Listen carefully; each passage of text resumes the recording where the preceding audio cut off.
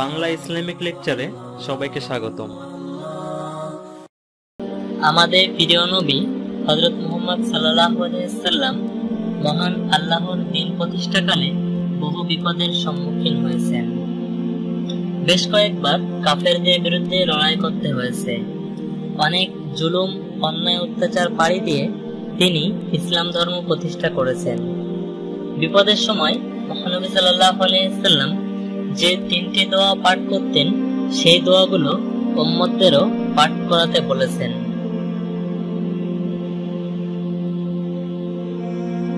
দোয়া 3টি হলো, সাদ ইবনে আবি ওয়াক্কাস রাদিয়াল্লাহু তাআলা বলেন, নবীজি সাল্লাল্লাহু আলাইহি ওয়াসাল্লাম দুঃখ কষ্টের সময় বলতেন, লা ইলাহা ইল্লা আনতা সুবহানাকা ইন্নী কুনতু মিনাজ জালিমিন।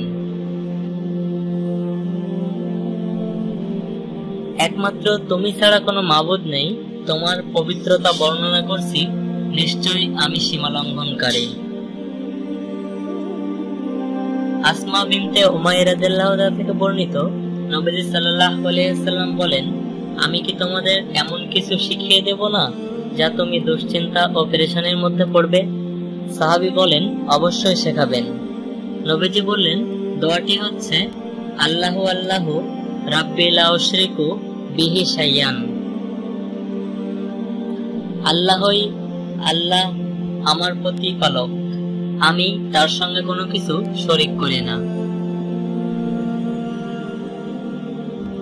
আনাস রাদিয়াল্লাহু তাআলা থেকে বর্ণিত, নবী সাল্লাল্লাহু আলাইহি ওয়াসাল্লাম বলেন, আল্লাহুম্মা লা সাহলা ইল্লা মা জাআতাল্লাহু সাহলান ওয়া আনতা তাজআলুল হুসনা সাহলান ইজা শিতা। ইয়া আল্লাহ, কোনো বিষয় সহজ নয়, হ্যাঁ, যাকে তুমি সহজ করে দাও। যখন তুমি চাও তখন তুমি মুশকিলকে সহজ করে দাও।